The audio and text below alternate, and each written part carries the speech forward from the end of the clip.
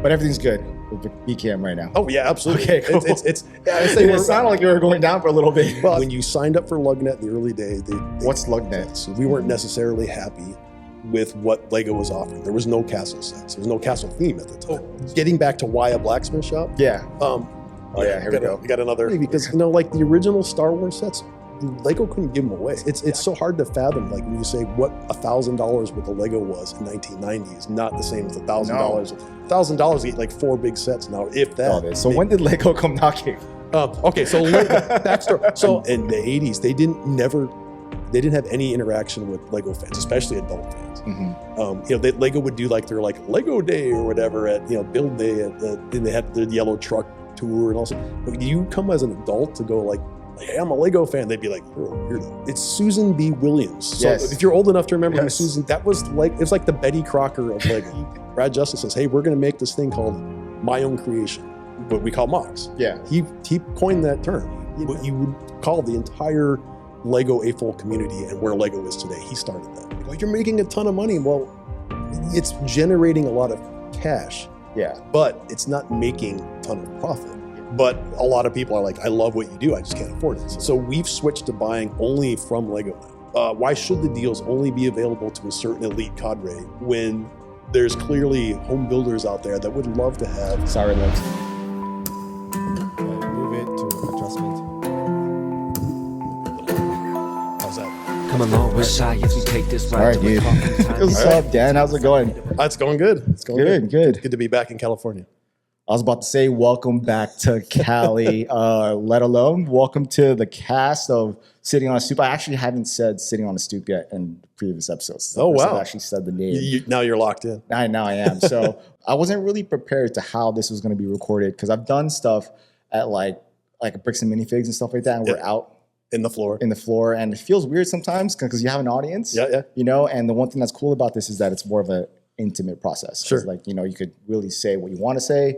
And, you have the ability to not only be vulnerable, but I can take stuff off if you said something that you're not supposed to say. So what's the current story right now, man? How you doing? Well, I guess Brickmania is kind of in a little bit of a, I don't know if it's rebuilding is the right word for it, but we had post-COVID, we did a bunch of expansion, did a bunch of things, and then we had to sort of contract a little bit. Scale down our ambition because people aren't spending as much money as they were. But the things that we're doing really well are doing really well. We can't keep minifigures in stock. We can't do. No, you can't. We're doing a sale. Hey, we're having a sale. I know. And they're like, well, we already have those. Put out some new stuff. Like we're already at capacity, so it's hard. Yeah, you guys announced that sale yesterday, and I'm like, what do I need? And I'm going to the website. I'm like, I don't need any of this. I have 2/3 of this. Right. And then I'm like, let me go to the store. And then I'm like, no, there's not much I can grab right now. Right. To do the buy 3 get 1 free and then buy 2 get 1 set free. So I might look at some stuff like that. Well, the stores always have more. The retail stores have more than the what's online. Obviously, when you have a world market online, you get a lot. You got a lot bigger. Demand is instant. And satisfaction is instant. You can push a button and the order's made, it's on its way. But when you go to a store, you don't know what's there. It's a roll of the dice. And the stores always have more stuff because clearly, they don't get that sort of international traffic. But occasionally you get stuff back from the stores to, Holly's Hall. Oh, yeah. Yeah, that's what we call that. So what happens is we decide we're going to discontinue a product. And we can't say it's discontinued when stores might have a 2-year-old copy stashed away in the back shelf. So we actually recall from the store, say, hey, send all this stuff back so we can actually say it's out of production now. It's been out for 2.5 years before we do particularly in kits, because we do vault kits. We take the display models and sell them, but we don't want to sell a display model while a store has a sealed copy. So we want to make sure all the sealed copies are out to the public. So I've always found this funny because you guys will pull a Holly's Hall or a vault kit and I'll watch a set go on there and I'm like, oh cool, last time that's going to be on. But then again, it comes back another vault later. Are they hidden? In the back of some stores? What happens is we get them back at different times, but we typically only put one of a vault kit on the website at a time. So we have 5 stores. So there's, I didn't even think about that. There's 5 different, you'll have 5 different sets. Yeah, but we always leave the GHQ store, because it's attached to headquarters, gets the prototype. So The like OG. it's the one that gets test built. It's usually been taken apart. It's made with bricks that might be used. So we don't want to put that one out in circulation. Yeah, don't make sense. So potentially four built kits will go out. Okay. For the vault. But everything's good with the BCAM right now. Oh yeah, absolutely. Okay, cool. It's I say It sounded like you were going down for a little bit. well, I'm saying we're rebuilding. Well, we kind of had to downsize a bit. So there's a lot of faces that were around a few years ago that aren't, and it's just we've had to shrink because we can produce a lot of stuff. We're not a huge organization. It's only like our production team is only like a half dozen people. It's not like we're a Fortune 500 company. Or No. But you have a pretty large team, overall throughout the company. Because I remember World War Brick 2 years ago when I first showed up to GHQ. Was it Monday? I showed up after the event was over, and you see the regular employees coming in. I'm like, wow, you have a large team here. Well, they're working Monday through Friday, so they're not going to be hanging out at World War Bricks. Like I've already put in my 40. I don't want to work on a weekend too. So, and not everybody that works there is like super enthusiastic about Lego.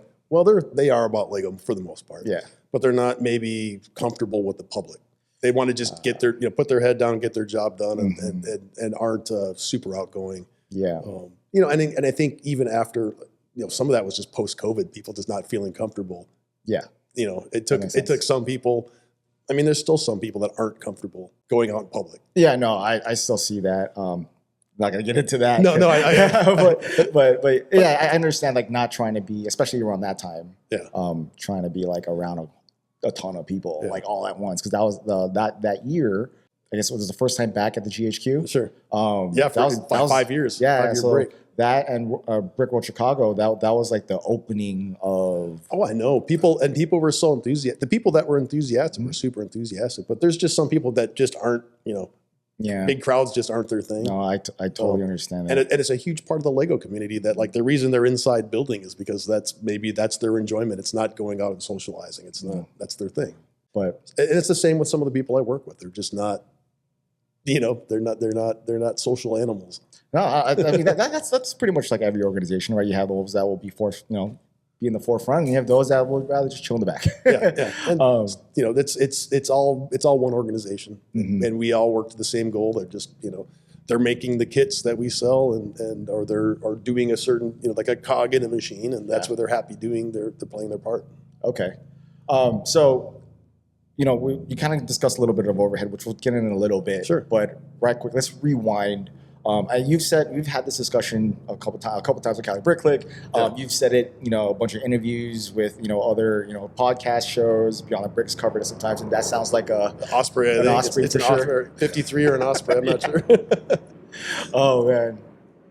It's like this store is perfect, like location. You're right next to a giant military base. Marine one at that. Yeah. But all right, so let's rewind a little bit. Who are you? Me? You want to just give us a little bit of background of your story with Lego, and then coming to Brickmania. Sure. Well, I've been a lifelong builder. My parents went to Europe, left me when I was a child. I mean, it's not. They just they went to Europe on a bicycle trip. And left me at grandma's house, and they came back from Europe with a Lego set they bought in Denmark. Lego wasn't really an American thing yet. This is before McDonald's. Early 70s, yeah. So they came back, and I looked it up. I found it. It's set number 4. When they started numbering them. Do you still have it? Oh, of course not. So they brought the set back, and I was like 4 or 5 years old. And it wasn't like a fire station or something like that. It was literally a box of bricks with a bunch of pictures on the box, and you could make those things. So I've been a builder ever since that day, making my own things, obviously copying what was on the box, and, getting the techniques. So that's, something I've been into, and then, birthdays and Christmases ever since, and any other holiday or any other excuse I could get, like, hey, I'm graduating, give me some Lego, something like that. That was my entire life. It would be the one thing that was always a go-to. Yeah. So even, later in my teenage years and when I was, got my first job and I was traveling a lot for work because I was a musician, and in the music business doing all this stuff, I still kept my Lego stuff. I almost gave them away once, and I I had second thoughts and like, I can't do that. I can't give away my collection. And it wasn't like a collection of like people now collect sets. Yeah. I collected parts.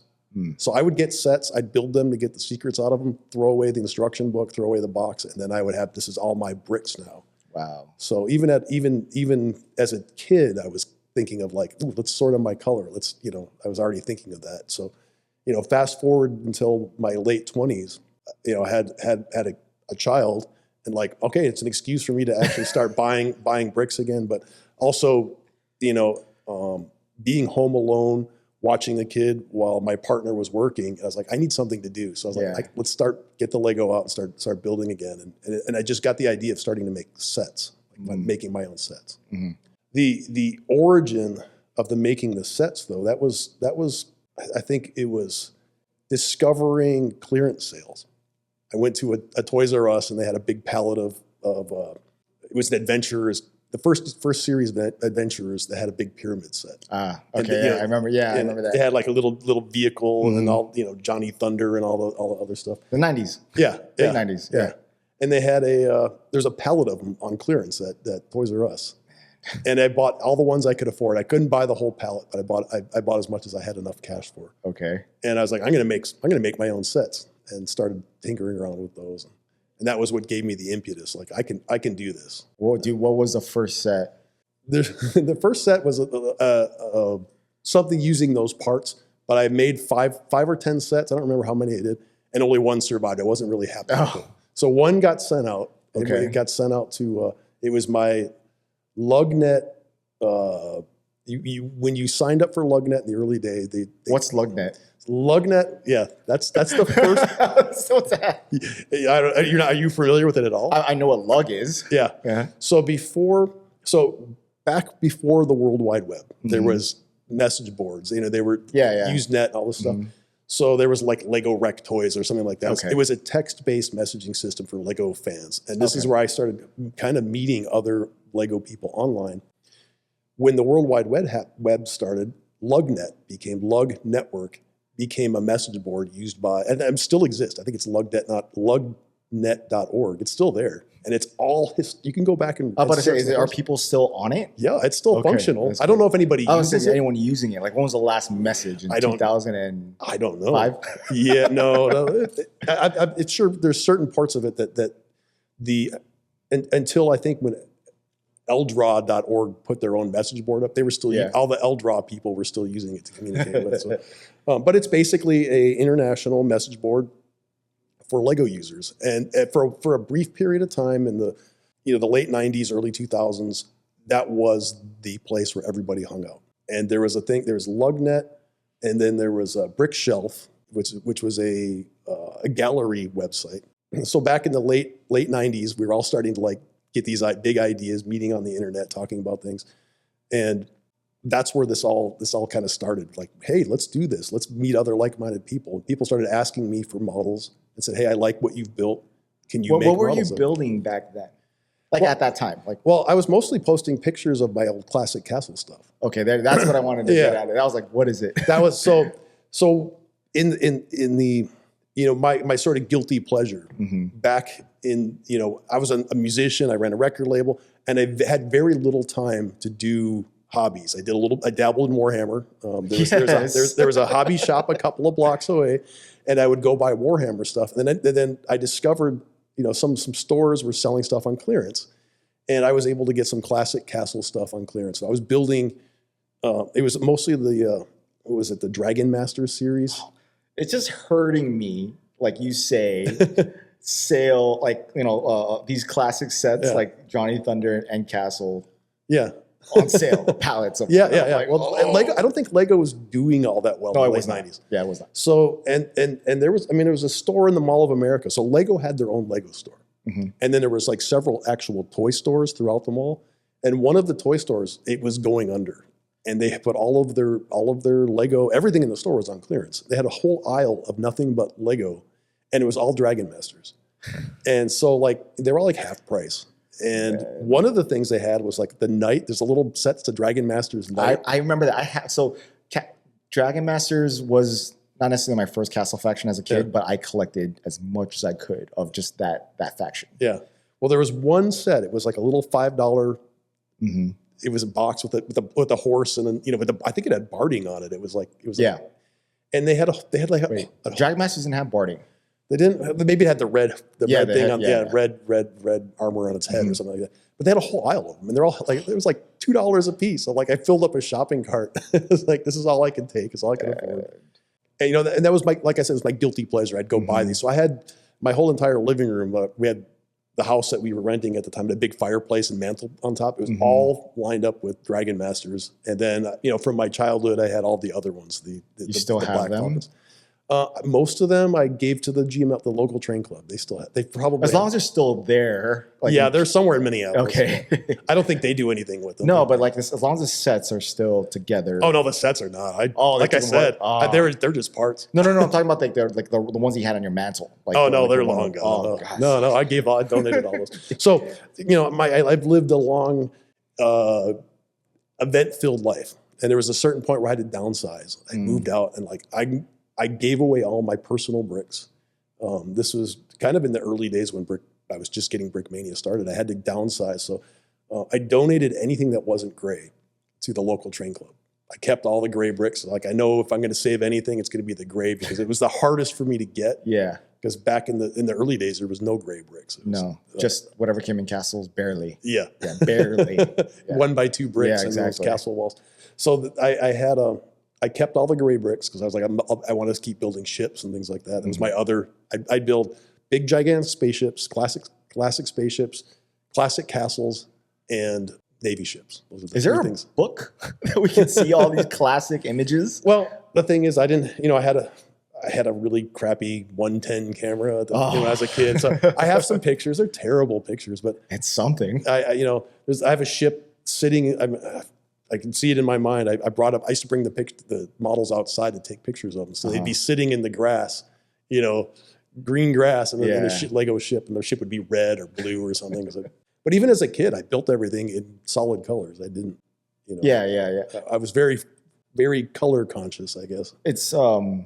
It's interesting that you were saying that, like, you know, when you first were given a Lego set, right, in the very early number 4, no instructions, you know, the OG stuff. You're like, as a kid, you're forced to use your imagination to build something, which kind of laid the groundworks to where you're at now. Whereas kids nowadays don't really have that opportunity unless they're buying the creative bricks. They're given a set with instructions. Well, I think Lego had those too, but you couldn't get them. You know, that wasn't, you know, I look back and I look through the Lego catalog and like, where were these sets when I was a kid? You couldn't buy them at the store. It wasn't until later on in the 70s.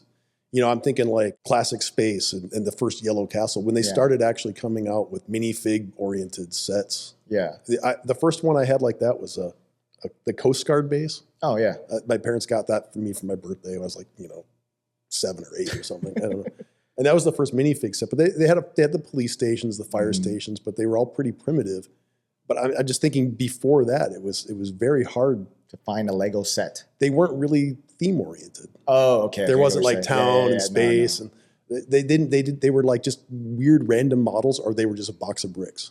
And you know, like there's a universe, they called them universal building sets. So I think of that when I think of that, I think of like Lego Creator. It's like the precursor to Lego. Yeah. Or Creator. What they would do is it would be like, here's a box of bricks, and there'd be a tray on the top, a plastic tray. You lift the box cover up. It's a cardboard box, and inside the cardboard box is a styrofoam box. Yeah. And the top of the styrofoam box is a plastic, like a vacuum formed tray, and it had like all the cool, like little, like here's the window, here's the figure, here's the door. Yeah. These are the cool little elements you get in here. And then when you open it up at home, you have to rip the top of the plastic off, and then you get this, and you get this cool little building box to store all your stuff. That is pretty. I mean, I come from the time when you could open the flap of the box and you can kind of see all the stuff that's inside. I mean, that was my time, but that was 90s though. Yeah. So this is like the generation before that, they came with plastic inserts. Yeah. Or cardboard inserts, and you'd open up the bags, dump the bricks out. And then your box became a storage box. But then the universal building sets at least came with like idea books. It would show you several different ideas of models built with the bricks in here. Like there was 2 really big ones when I was a kid. One was they were color coded.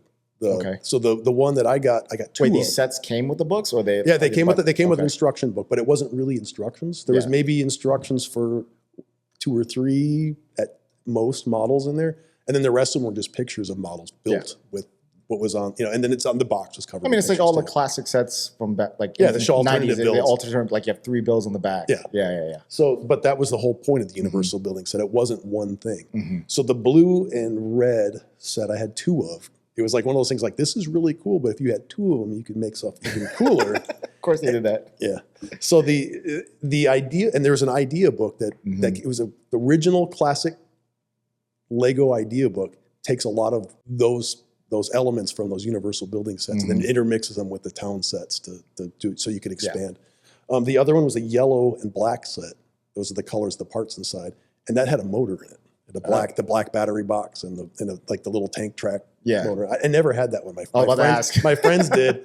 I lived in a I wouldn't say affluent neighborhood, but there was definitely a mixed neighborhood. So there's some kids that had, maybe their parents were doctors or something. They had way more money. Are you from the Midwest? Yeah, I'm from Minneapolis. Okay, all right.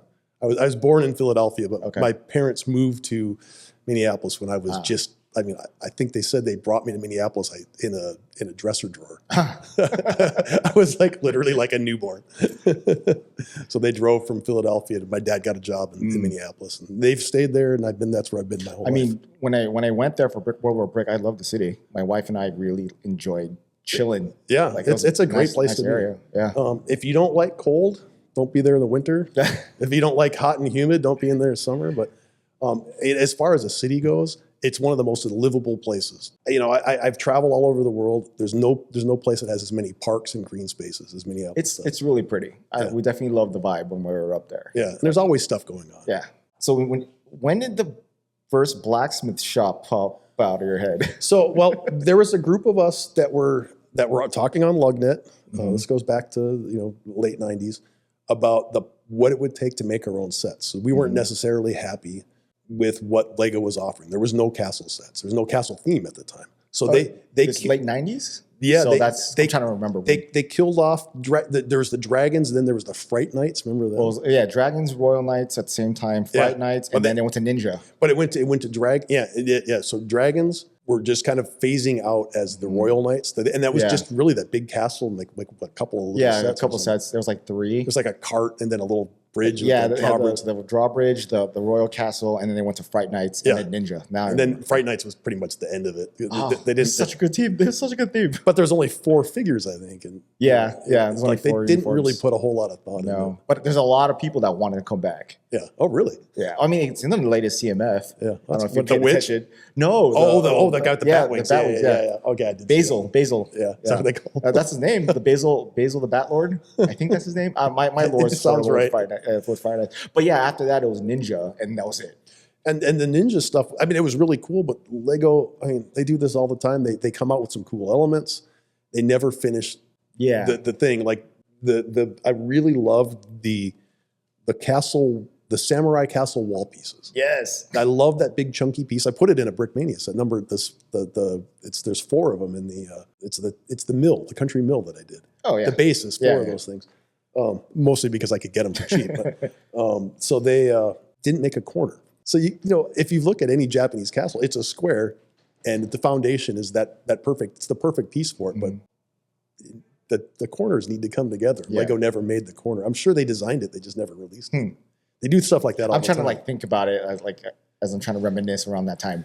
I've looked at some images of Lego's patent applications, and it seems like for every piece they patent, there's probably several pieces that go along with it that they never actually produced that were patented at the same time. Okay. So imagine that Lego leaf piece that's classic. There's like a small one and a large one. There's a whole tree system that they patented at the same time. They never produced anything besides the leaf pieces for public consumption. That's interesting. Do you think it's just something to save, or what is your...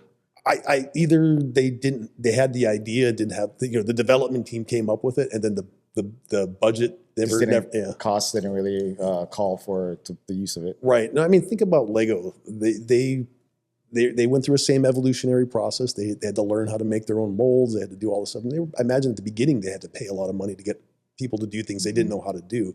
So it was probably a lot more expensive and more daunting every time to release a new piece. Yeah. Now they're coming out pieces left and right. Well, they can afford it now. Yeah.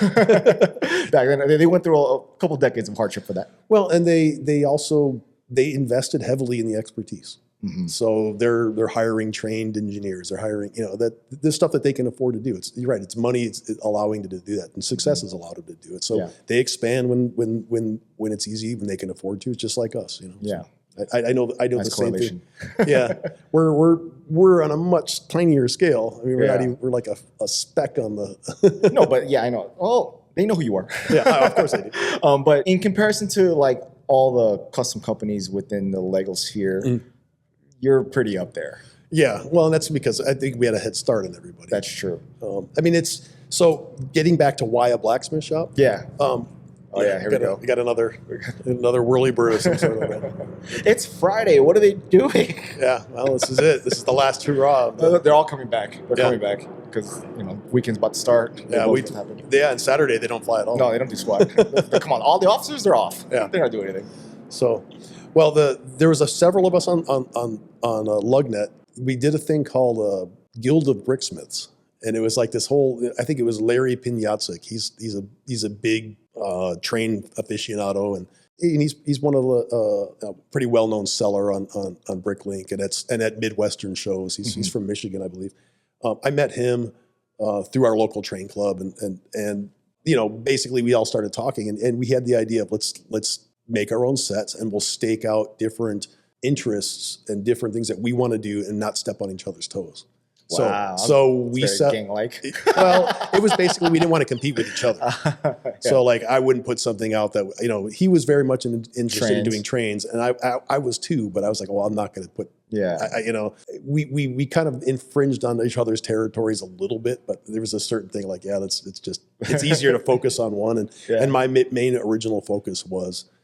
It was like I settled on Castle, which was my theme that I did. And it was the theme that I knew the best. And I had all these pictures of my models that I could post and people were excited about. So I had the experience. So I just adapted my personal builds into something that what would be a good play set. And I didn't want to do... Oh, so you like kind of brought it like mock to like brought it down. Right. Like I had my own castle. And like I'll take individual buildings from this castle and I'll turn them into what it could take to make each one of them a set that stands on its own. Because my buildings they were actually all modular. They all snapped together. And I didn't want to do that. I wanted to make it so you could buy one. My goal was to eventually have a modular setup, but I was like, it was too hard to get enough things that would match together or even make enough at the same time. Well, because how were you sourcing these bricks? Because this is way before Bricklink. Yeah, it was before Bricklink. So, well, it was exactly like I said. When I went to that Toys R Us and found those parts, I kept doing that. I was like hunting down, like, what can I do? Wow. And once I picked a theme, once it was Castle, like that narrowed down what I was looking for. And I started searching the world for certain things. And I ended up buying a ton of the Dragon Master sets just to get not Dragon Master, I think it was Fright Nights? Fright Nights. The Time Cruisers. Yeah. Fright Nights. I could still find them here and there. Yeah. Like what was it? KB Toys. KB Toys. KB Toys. Yeah. They must have bought like the leftovers or whatever, or they got the returns back from Lego because they always had themes. They always had lots of sets that were like 2 years ago. Oh man. So it just hurts here. And they would be cheaper. So I was able to find like their biggest thing is always the Aqua Raiders or something. Yeah, I remember that. Yeah. So you'd walk in there, they had Aqua Raiders, but I'd occasionally find like a stack of what can you use out of the Aqua Raiders? It's like all yellow. Yeah, I wouldn't use anything. Yeah. But they'd have a stack of the Time Twisters or the Fright Nights in there. I'd buy every one I could. And I'd buy multiples of the same because I was thinking like I need if I'm going to make 10 kits, I need to get that same part 10 times over. So I wouldn't buy like everything I could possibly find. I'd wait. I'd be like, oh, I could buy 10 or 15 or 20 of that set. And that gives me enough of the same pieces. To be able to make a set. What would you do with the spare parts that you don't need? I was just storing them. I had boxes. They were sorted in bags. And I had everything sorted. So when if I needed a 1x1 brick, I know exactly where it is. And everything was in plastic bags. So you kept everything is what I was saying. Like you didn't kind of just... There was no place to get rid of it. Yeah. So I was like... Nobody wanted it. And I didn't want to mix it in with the... Well, people would want it for sure. Yeah. There was people doing auction websites. They would break down sets and then auction off all the parts. So that was a thing. People really wanted it. It just, the software wasn't there. There wasn't a community space. You could put bag lots up on eBay. eBay was just getting started. Yeah.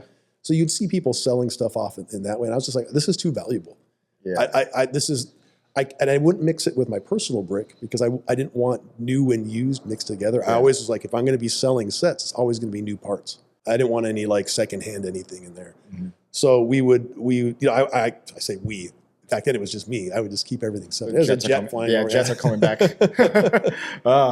For anyone that doesn't know where we're at, we're right next to the Miramar Marine Air Station, like right across the street. Yeah. So the entire safety of the West Coast our skies are being protected by the base across the street. So right now we have like either an F-18 or an F-35 flying over. Yeah. Yeah, this is all day long here. So if you've never been to Miramar store and you live in the area, come by, especially on the weekdays, because you get a little mini private air show. Yeah, I mean, if you were to just drive down the 5, occasionally you'll see a bunch of marine activities, just training, coming off the LCACs or AAVs and just doing random stuff. You'll see Humvees all the time, or 22s flying over. Yeah. So, but anyways, buying a bunch of kits. So buying a bunch of stuff, and I was finding because I couldn't get any soldiers. There was no sets that had. It's hard. So I would take the dragon like the Fright Knights. I would take the bat helmets off, which is funny because you're like, oh, those are classic guys. And I'm like, no, I want the old school. You want to look classic Crusader looking. Yeah. I wanted what I grew up with playing. So I was buying the time twisters because you could get those, and I'd find the stuff on clearance, or sometimes I would just buy it. Yeah. If it's like I need this, and there was still some like. They used to do education packs. Lego used to have like Lego Education, and then they would have service packs. So I'd be buying stuff from Lego whenever I could because sometimes they would have something good in their service packs, and it wasn't like pick a brick. It was literally here's a pack of 15 parts or 20 parts, and it costs $6. I actually remember those, yeah. And then the 52 brick packs, and then they had a window pack and a tree pack, and I used to buy those, and I'm like hoarding them, going, what am I going to do with this? And then I would look at my parts and go, what can I take from what I have and maximize it to make the sets that I have? So what made up my first blacksmith shop was basically taking all the best parts that I could use out of universal building sets, time twisters, anything that I could do to recreate the classic castle. My first blacksmith shop, I think the blacksmith himself is wearing Qui-Gon, not Qui-Gon. I think the woman is wearing, the blacksmith's wife is wearing the Qui-Gon torso. And it's the Sith guy wearing the Darth Maul? Darth Maul is the blacksmith. I didn't even put that together. I have to look at the set one more time. I'm still trying to get that set. Which is funny because, like the original Star Wars sets, Lego couldn't give them away. Yeah, I could go to Target the first year that they came out with like the first big wave of Lego Star Wars. Lego Star Wars. They had a Slave One, an X-wing, a TIE fighter, land speeder, the Gungan sub. The Gungan sub was it's like nobody would buy it. Yeah, you'd find them on clearance, half price everywhere. And this Gungan sub is the roof of the blacksmith shop. So wow. I'm like trying to look at it in my head right now. Okay, so it's all blue slopes. Yeah, so I remember that. But when did Lego come knocking? I announced the blacksmith shop. There was no Brickmania.com yet. Yeah. Brickmania, I mean, there was a Brickmania.com, but I didn't have the tools quite yet to sell. Like e-commerce wasn't something I could just go to the store and buy and plug it in as an app. And cash was king still. Yeah, but eBay was a thing. So I put my first sets on eBay, first 10 blacksmith shops, thinking like, these will never sell. They were like $150. Nobody's going to buy this thing. The average Lego set was like $30 at the time. And they sold out pretty quick. And that was like, okay, 1 goes to 2, and it just sort of fed my success. And people started asking me for other mocks. So I did more. I had 4 or 5 castle sets originally planned. All the prototypes built before I even sold them. Are those the ones that are in if you go in the archive of Brickmania, those older castle sets? Yeah. Are those it? So it's the blacksmith shop. There's a mill with it's a medieval wood mill. The Crossroads Tavern, and then there's a pirate version of that because I had enough pieces to make an alternate version. And then there's a church, guarded church, which started out as this cute little church, and it ended up growing into a big modular, gigantic setup, the cathedral kind of thing. I think where'd you show this off? Did Beyond the Brick show this off with you? I remember you brought it out once. Yeah, it's out somewhere. I think we did a video of it. You did a video of it. Yeah, so it's out there if anyone wants to see what it looks like. And most of those are available instructions. I actually converted. They're terrible quality because it's back in the day we didn't have these computers that could do renders. Yeah, not nearly as good as we can do now. They were like the screen resolution. And you're using like CD-ROMs. Yeah, oh yeah. So I had a because I worked in the music business. I had a laser printer that we could print instructions originally, and I basically my first sets all had nice color laser printed instructions, and they were in a sheet protector each. So it was like you got a 3-ring binder, sheet protectors. It was a very nice book. So if you bought the Guarded Church, for example, it came with a binder. Wow. And the sheets were protected, and then I think the original Blacksmith shop had. They were all in sheet protectors, but it was like either a spiral binding or some sort of clamp binding. I don't remember. It was just, I'd go to Office Depot or whatever and buy some fancy, because I didn't want people, these were the instructions. I think I was paying like $1 a piece to get $1 a page to get the instructions made. Back then, $1 a page? Well, a color laser printer, we had it for work, and it was like a $4,000, $5,000 investment. In the late 90s, that's a pretty pricey I was lucky expense. to have this, yes. Yeah. Okay. So I had access to it until it broke. Literally just used it to death. But I made some, there's an instruction book of my early instructions, and I remember selling them for $50 a piece, and I'm like, $50 the instruction book, and like thinking like, I'm probably losing about $10 a book. That's crazy. So even then, which at the time $50 was expensive, you still took a L in that. Wow. So the sets made some money. I basically just reinvest everything, and I had, fortunately, Target was nice enough to give me a credit card. And they kept increasing the limit. So when they would do their holiday sales, it would always clearance. They did clearance at the end of summer, and then I don't know if they had 5% off. I don't remember if they even had that back then. I don't know. I don't remember. They would give if you spent a certain amount of money with Target, they gave you a coupon that was good for a whole day, and you get 10% off all your purchases on the Target card. So I had like an $8,000 limit. Wow. I was like, living large.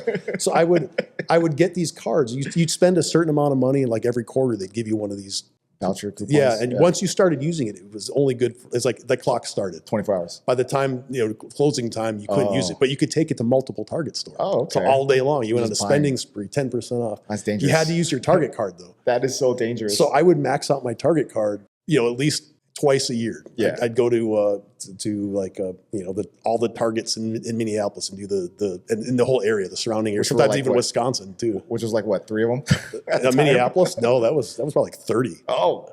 So I would, you could buy, I can't even, it's so hard to fathom. Like when you say what $1,000 worth of Lego was in 1990 is not the same as $1,000. No.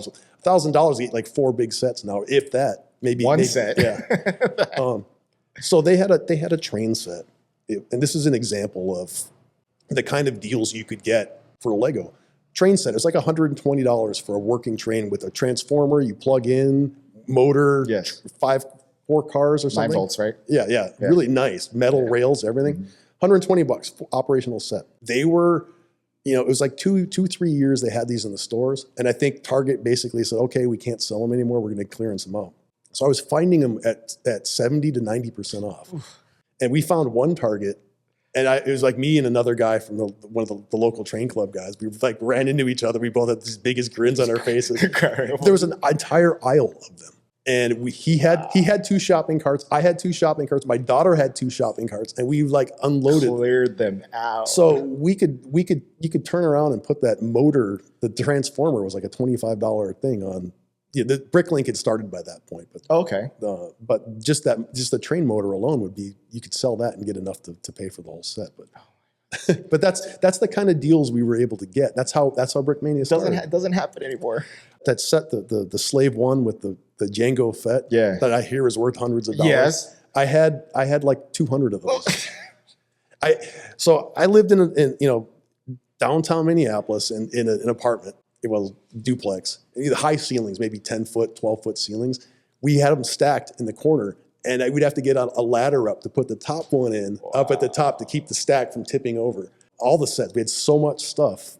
That's crazy. And I was like, and like I'd go spend like $1,000 at Target, and it would fill up my van.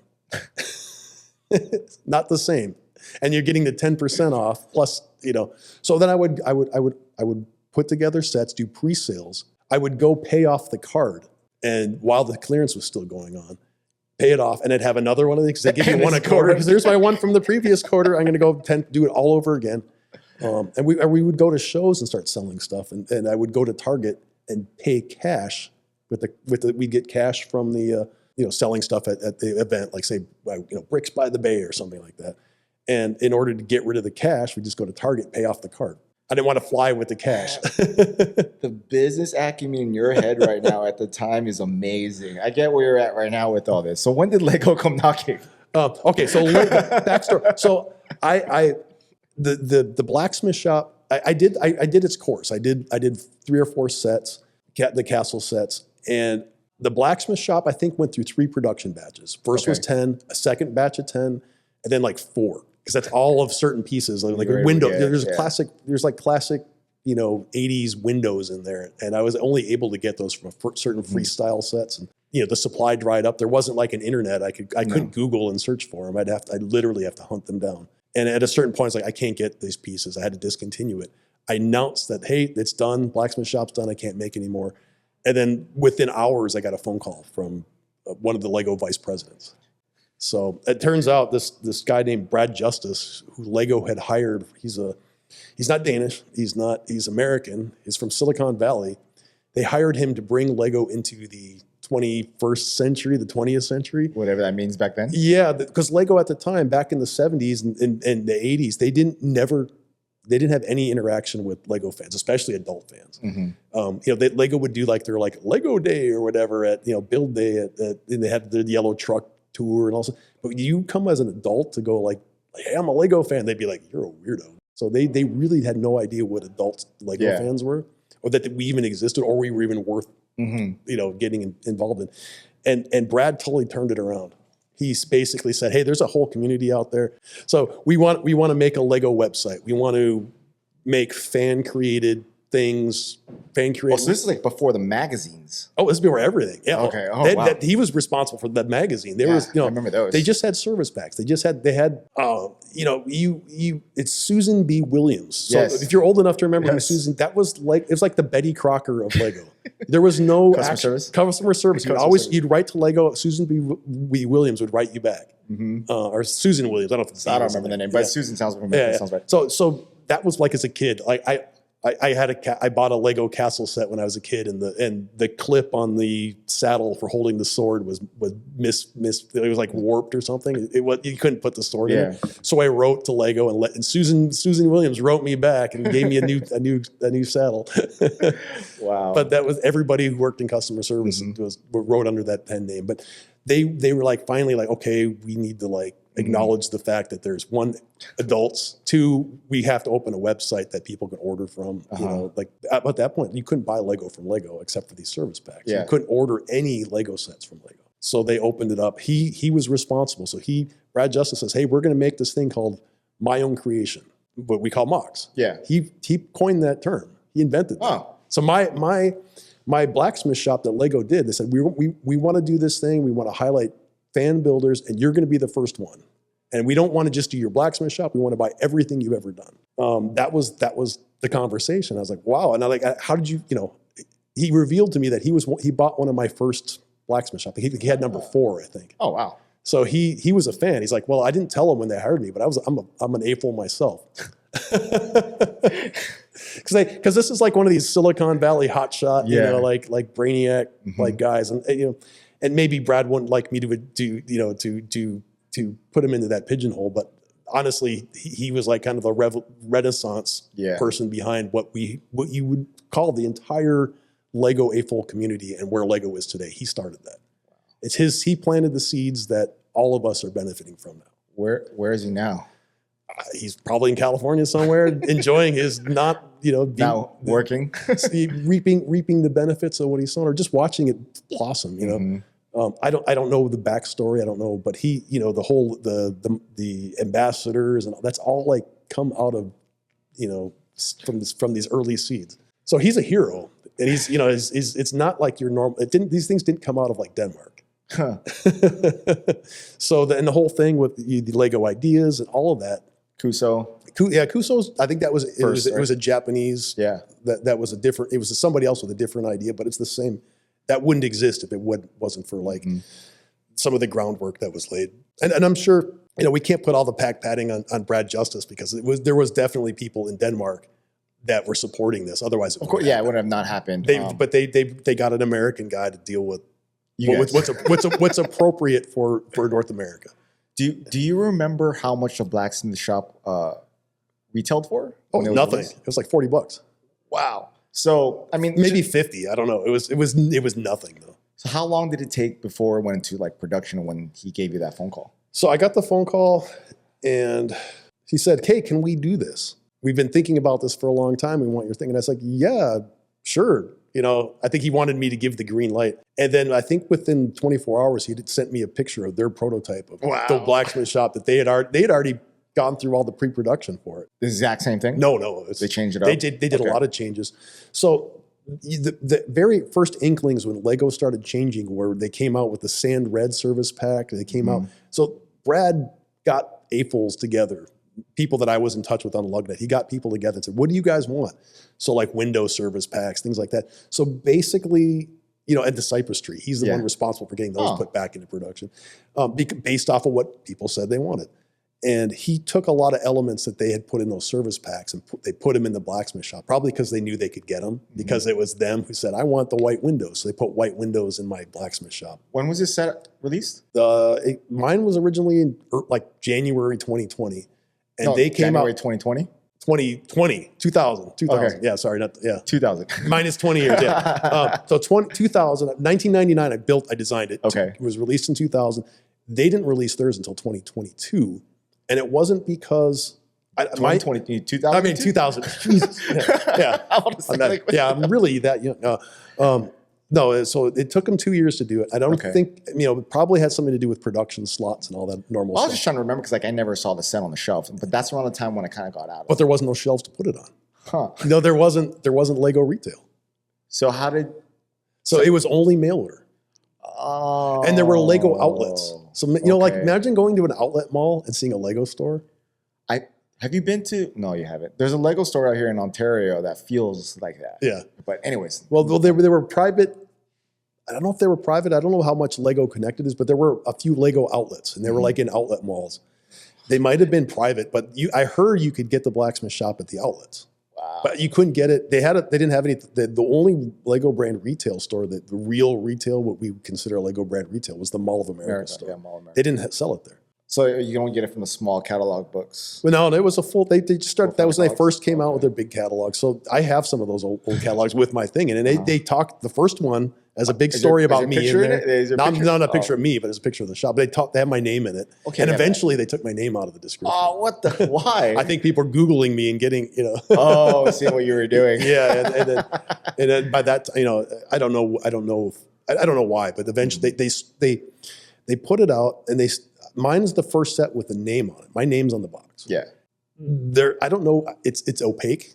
Yeah. I can't tell you what goes on behind the scenes of Lego. I can only guess. Yeah. But I think that there's a certain, lawyers probably whispering in there, you can't do that. You can't give if you put this person's name next to ours, now anything they do, we're, their liabilities. And so the next set was the Santa Fe train. It was the cars, not the locomotive, because the locomotive, their Lego designer came out with that, which was actually the first time I think that they actually made the train community happy. All of the AFOL train people like myself, they asked us what we wanted. We told them, and they came out with that thing. It's like, yeah, this is finally something. It's an American train. It looks good. It's not like for kids. It's for adults. Like $6,000 now. Yeah, and then one of like my peer train builders, but much better train builder. Like he would be a train builder to me, like the equivalent of me being a castle builder. Yeah, that was my specialty. He was known for his trains. He designed those 3 cars. That it was the 3 cars that go out. They didn't put his name on the box. Oh, that's cold. Yeah, that's cold. And that was the first time it was like the big promises of what they wanted to do versus the reality of what happened. That's when you started getting all that. Then it was like, well, we want to put out all your stuff, but it was just, it took them a long time. From the time they talked to me to the time where I got a contract was a long time. Well, I mean, it makes sense. I think it's just it they'd never done this before. So Yeah. the legal team had to figure out what they were doing. I mean, even now, it takes them over a year to get something onto production. Yeah, well, but only it wasn't even the production. I think it was just getting Omnis sign these papers. Yeah, just like that, everybody on the same page. And there was some back and forth with them because they showed me a design. I was like, well, I gave them 3 critiques. I said, you can do this better. That would be more true to my original. And the things that I asked for, they gave me. The things that they could do. Do you remember the designer that did it? No, they didn't tell me. It's totally opaque. And maybe even if they did, I probably couldn't say it.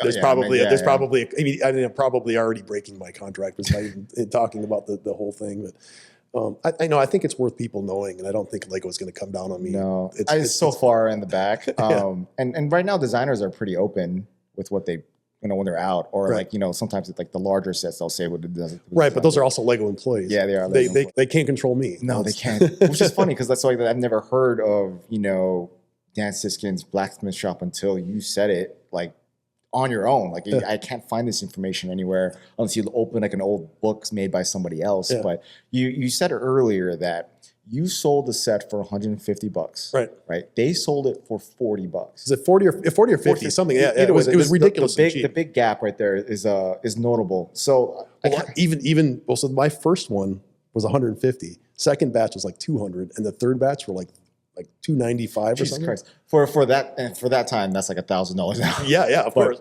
But I want to get into that because I always find myself trying to defend any custom company with the pricing. Oh, right. There's always a lot of people who are like, hey, like $45 on a minifig, what? Yeah. And even if it's like it's a basic figure, like like my personal stick figure that I give out, that's $25.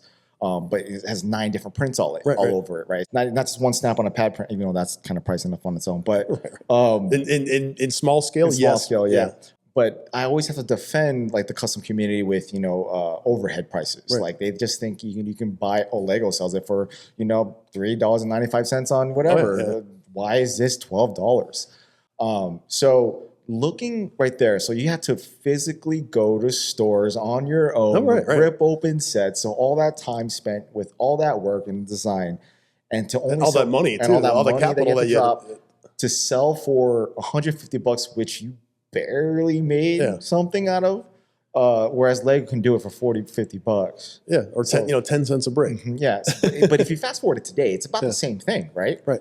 So you have five stores, one giant location warehouse, a huge number of employees in comparison to the other companies, and you're trying to not only that, you're trying to turn sets, right? You can't just sit on something. Well, in the early days, we couldn't even get stuff printed. Yeah. We could go to third-party companies and say, hey, we want this piece printed. We want this art on here. And to get you're talking about going to a commercial manufacturer and saying, I want this done. That's super expensive. Mm-hmm. So our first minifigs were all farmed out to companies that did pad printing on, for Apple on iPhones. That's not cheap, that process, unless you're making 1 million of them or something. So we would be farming stuff out, paying, per print. Like say, I want to get a pad print done.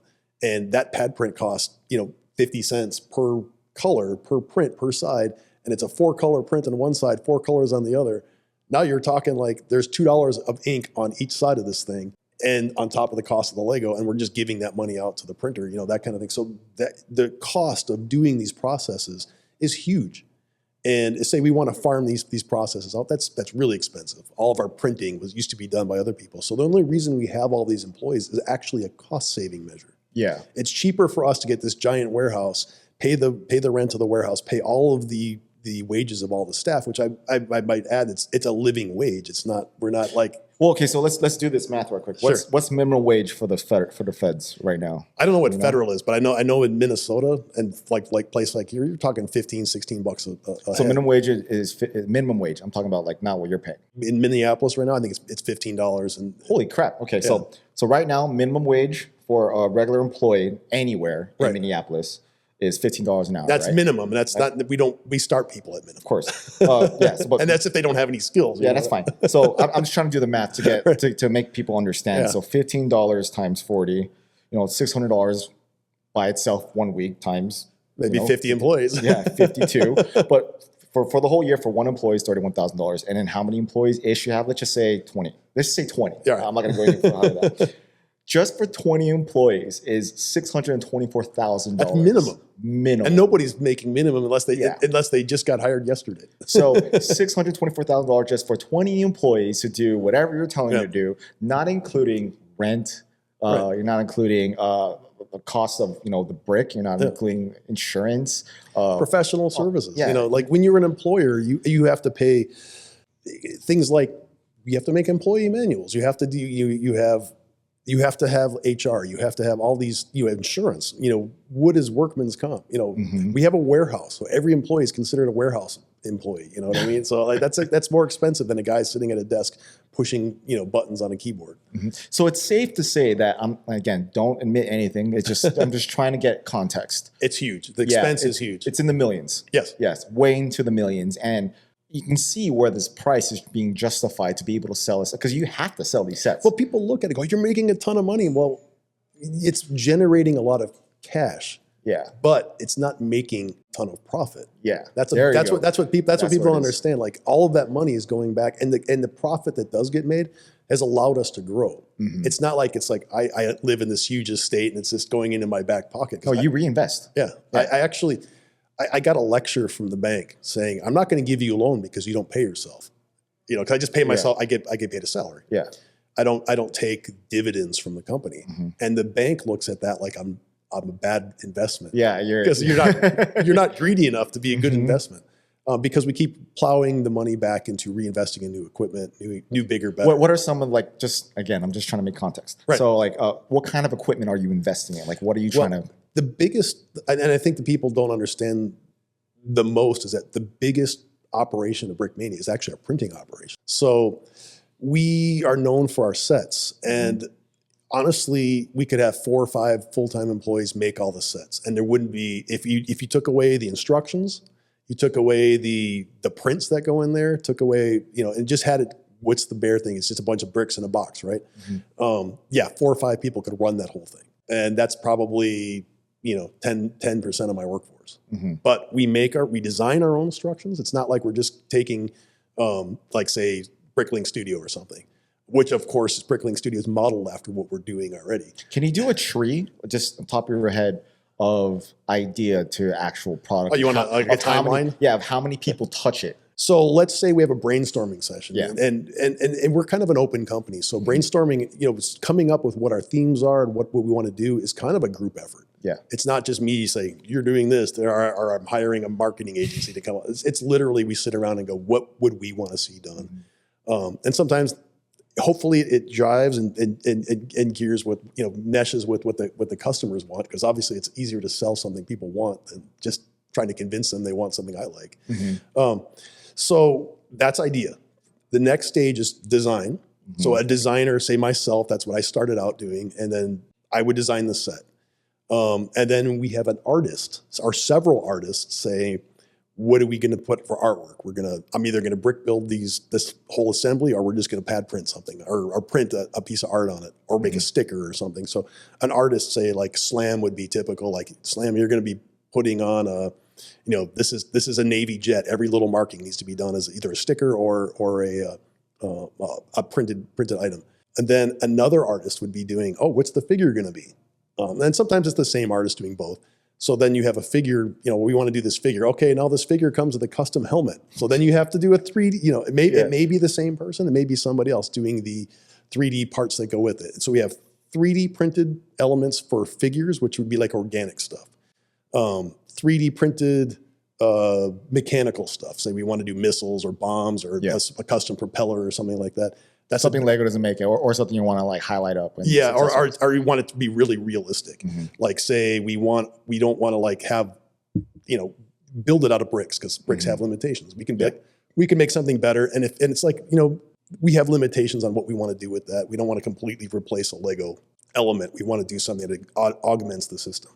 So there's another person. So maybe that's in the design phase. You probably have 3 to 4 to 5 people. Okay, then we want to go, we have to make instructions, packaging.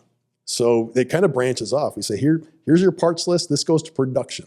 And this is that artwork that goes to the printing people. So in-house, we have our own production team. It's like batching. We call it batching. Say, here, you guys make a batch of this. And there'll be somebody that goes and collects all the pieces. There's actually a whole room of somebody's because they've so specialized in this process. So one person will be like, converts our spreadsheet into like their pick list, and then anything else that needs to get made that week, they'll go find all the bricks or make a pick list and say, we need all these parts. Somebody else on that team will go grab all those parts, count them, and then and the third person on the team will say, oh, here's the picks that we need, and they'll go and they'll get them from Bricklink, buy them from Lego, buy them wherever or wherever we can get. If it's not a Lego element, like say we need an element from Brick Arms, we have a gun or some U-clips or something. Yeah. Right? So that person goes and buys everything else, and then it goes to production. So you're going down a chain. So somebody has to count all those parts out. And how just so people understand how this goes, that's the cup thing, right? So you lay out 50 cups. You're doing a batch of 50. A table like this right here. This is a Brickmania table. All of our tables are 30 inches deep, 60 inches wide, which is 4 gray base plates, 2 gray base plates. Wow, we this is so or 5 of the 10 by 10s wide, or that's 6, I guess. Yeah, and then 3 across, 30 numbers. Yeah. So, but our cups fit. You can fit 50 cups on the table, 10 rows of 5, and there's enough room left over. You can have your bags.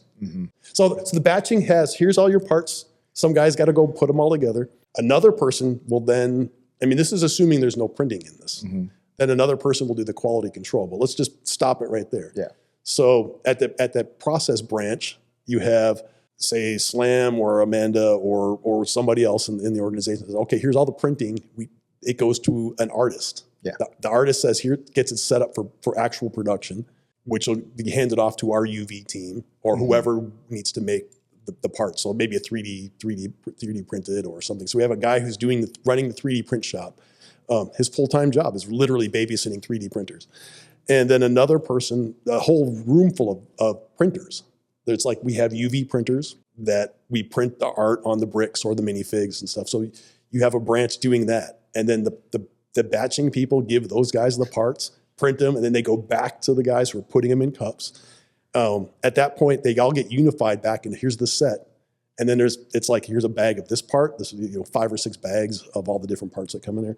And somebody has to QC it. It's just a quality control person. So someone's just building these sets. Well, that goes back to the design room. There's another person who's actually test building the models. So that's still part of the design team. So this is quality control of the final production. There's a quality control person in the design team that's actually saying, yeah, this doesn't work. Yeah. You're missing a part or whatever. And then they're helping us build the instructions. So the designer has to go back and take our design. We take our 3D model, our LDRAW file, because we use LDRAW. It's an open source system made by Lego fans like us. It's not controlled by Lego in any way, shape, or form, which is why we use it. And we will make our own instructions, and we'll put those printed art onto the pieces in the instructions. So it's all virtual. So we have a virtual model. We turn that into a set of instructions. And a quality control person in the design team is building from our instructions to make sure that it can be built. And then it also makes sure that it's right. We have the right number of pieces. So then the other quality control makes sure what's in that bag matches what's on the pictures. So there's 2 different quality control people. And then it all gets unified. Well, we got to hand off that set of instructions to another print room with paper printers. Giant paper printers. Yeah. So digital paper printers that are like the size of a car. Yeah. And we have 2 of them. One is special that can do the big oversize for doing the covers and stuff like that. These are the wrap around the box. Right. Yeah. And does other things that doesn't necessarily have to be folded and stapled. The other one has it's just an automated machine that it's a booklet maker basically. Yeah. So when we hit the button to print, what comes out the other end of the machine is a book that's basically a stapled, folded. It's ready. It's almost ready. Yeah. We have to face trim it. We still have to make it because it's not 100%, but it's 99%. So we'll take a whole stack of it, run it through a printer we call it the head chopper offer, because you could literally stick your head in there, push the button, and you can't, because there's actually like a laser. There's a gate in front of it. You can't do that. But we started out with the finger chopper offer, graduated to the hand chopper offer. Now we have the head chopper offer, because it's just the machines are getting bigger as capacity needs to increase. So the team that you've just said right there is just for making one set. Yeah. And you're not including, that's a very basic set. That's a very basic, but you're not including support staff. No, No, so you have customer service too. So let's say we have administrators, which is, we are very lean on administration. Yeah. We have, I think, one full-time administration person. Otherwise, that task gets tasked, farmed out to everybody else. Everybody's a little bit of the heavy lifting. So not one person gets stuck with the drudgery, but we still have one full-time person. We actually, the only thing that we farm out is our, at this point, the only thing we farm out of any of the processes is our accounting. We don't have an in-house accountant. We actually have bookkeepers that work outside of Brickmania, and that keeps everything honest. So there's no real way to abuse that system. Somebody else is doing the bookkeeping. So the IRS can't come knocking. Well, they can come knocking, but we have backup. It's not like, oh, what did we do? We actually have. You have a team. You have someone else that's doing that. Well, I mean, I'm sure we'd have to like produce the receipts, and they're like come knocking, because we're going to have to. Of course, we have to back up everything with evidence. But those are things to think about. It's business stuff. That's a completely different. No, yeah. So your support staff, administration, you have that, and then not to say everyone's job, because you can already tell how many people is already in this. So we're probably minimally a dozen people involved right now. Yeah, minimally a dozen that have had their hands on it, and then we haven't even started marketing it. There you go. So you have a marketing team. So you have people that we used in the old days. We used to take pictures of everything. We'd set up these elaborate camera things. It would take forever because every speck of dust had to be like photoshopped out of there. And you're in a factory, there's dust everywhere. Now we do all that digital. So it took a long time to get the equipment, get the expertise to make a convincing looking digital model. So when you see a picture on our box cover, we used to, at one point, we were like sticking fingerprints and smudges and stuff on like digitally adding just so it looks like it's a real build. But we use we run a routine to make the bricks a little bit not so perfect. We actually we'll make them. Yeah, you can see seams, especially it's kind of embarrassing because the minifig heads aren't pushed down all the way. We used to do that by accident, we forgot to push the heads down all the way in the picture. I still do that on Instagram every once in a while. But the algorithm that they use to make the parts move, sometimes it'll do that by accident. That's that's cool. That's realistic. So it looks they don't look like they were made by a machine, and we have to add lighting. It's a little bit of trial and error, but even like the action shots, it's all fake. Yeah. And it's all somebody's got to do that. It takes hours to set that up. And people are asking, why don't you make animations anymore? Stuff like this. We used to do, it's a lot of work. Even though our machines we can automate so many things, we have so much expertise. We have all of the elements are now our own, we have our own 3D models of every Lego element. And every time Lego comes with a new element, we have to make a digital counterpart. Yeah. That's our own for marketing purposes. So it's always keeping us busy, always on our toes.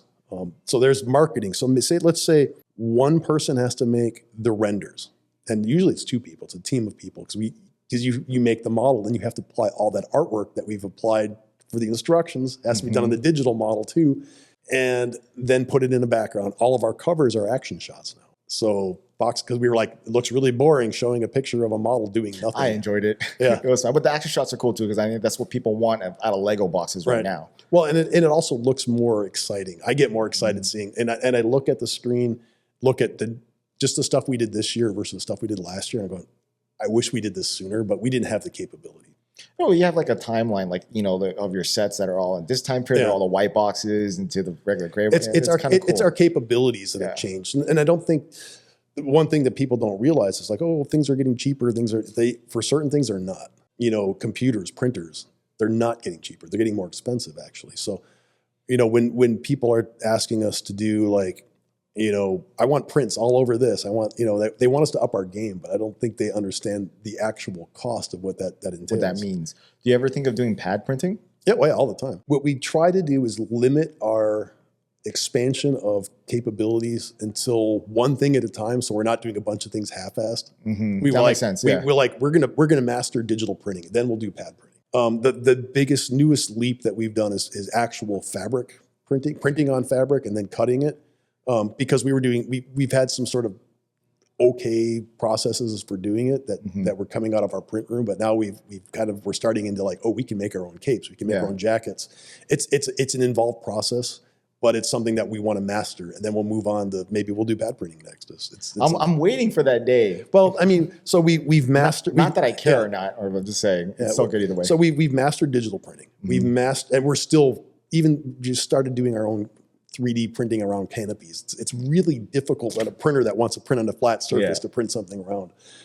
So we're getting more creative on how we do that. We're actually, because we have a machine shop now, we can make some of our own tools to make that stuff happen that you just can't do in a home setting. Yeah. You couldn't do this in your garage, So we're making things happen.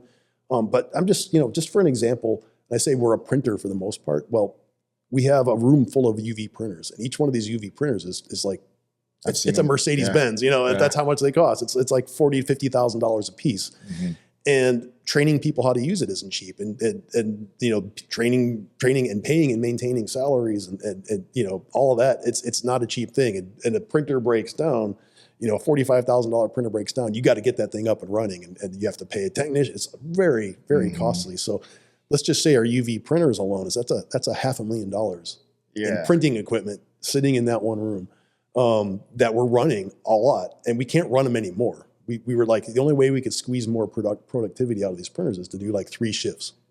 And the problem is we'd burn the printers out. You'll mess up the wear and tear quick. And you can't get to replacement parts real fast. So if we can, so we can get through the supply chain, we can get X number of heads for the printers, X number of replacement parts, because they're fine. They do wear out, they do break down.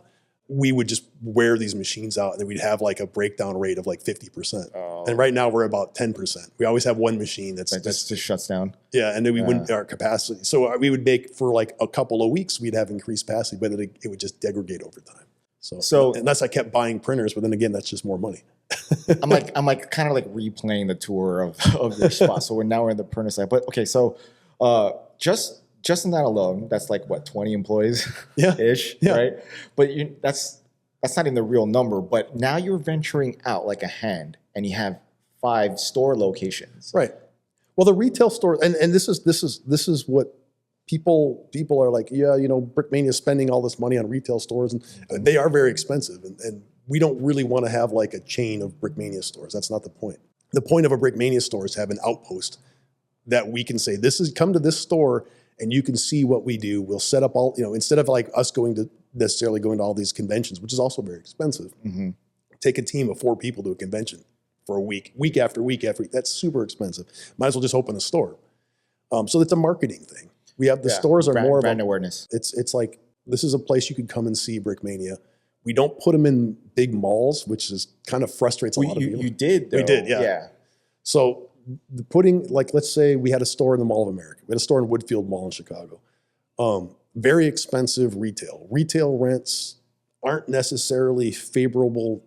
I mean, believe it or not, Brickmania is not a Fortune 500 company. No. People think we're a small business. It's a mom and pop shop. This is me and my sort of like dream of seeing what we can do with custom Lego.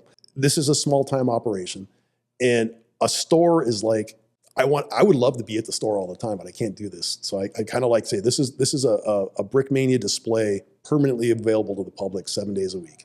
So you can come to our Brickmania store, see some of our models put together, a bunch of our models put together, and then see some like mega displays.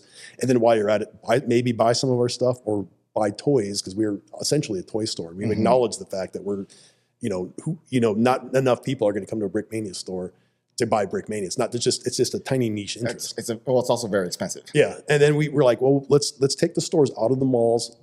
Because the malls are very expensive. They don't generate a lot of traffic that's going to come and necessarily buy our stuff. It's kind of cool that maybe some people will find Brickmania for the first time because they happen to be at the Mall of America or something. Especially because there's a Lego store right there. Yeah, yeah. And we did sell a lot of like accessories. People would stop at our store on the way to or from the Lego store. They'd go to, say, buy the Disney castle. Then they'd come to our store to buy the accessories that go with it. The brick stuff light pack, or they'd come and buy Brick Journal or something you couldn't get at the Lego store. The more fandom thing that kind of enhances the Lego product. Right. And the price of the real estate in those malls it's not conducive. We weren't getting enough bang for the buck to make it worthwhile. People wanted to come to a Brickmania store and go, where's all the cool Brickmania stuff? Yeah. But we can't afford a store big enough to show that to you. When it costs, that square foot, this little spot right here, costs me $5 a day. Sometimes, I can't put a gigantic ship in there, it's just not going to happen. And then have it big enough for people to come in too. So price per square foot, a lot of people don't think about either when they think of a not even like a house space, like a home, but like a retail space, right, or a warehouse. And, fortunately you have this location where we're currently at in Miramar, right next to the base again, because I still hear the helicopter that was flying over us. But the making island, which is a huge assault ship, which, someone who like myself, a Marine, can really appreciate next to a Marine base or in between two giant Marine bases. It's really appropriate. Like, this is a very perfect location for it. I mean, are you getting a lot of love out of the military community in this area? Yeah, but I mean, that's the whole thing. Like, well, we're definitely getting a lot of love, and we do, they appreciate what we're doing. We appreciate what they're doing. It's a real mutual thing. But a lot of people are like, I love what you do, I just can't afford it. So that's why we're like, okay, we're going to bring in some other price point stuff like Kobe and things like that. We'll bring it in because we want people to be able to come here, get excited. Maybe they can't afford to buy the top shelf Brickmania set, but they can buy maybe some of our more approachable stuff. And if they don't want that, they also have other choices. Yeah. So other brands that we acknowledge that, we couldn't get those price points. We can't do that, but we want to make sure that we make those available. So we don't want people to leave the store disappointed. No. So right now you have, aside from your Brickmania product, you have, you obviously have Kobe. Yeah. This is a huge love for that within, that side of the community. Right. A lot of hate from the other side of the community, but whatever. There's a mutual, there's not really a mutual respect, but there's differing opinions. Yeah. Different opinions. But you also sell Lego, so you have that as well. But you also sell Warhammer. We sell it's basically we talk to our customers. What would you like? And people are asking, like, these are the possibilities. We could do Playmobil. We could do Connects. We can do, what would you like to see in a Brickmania store?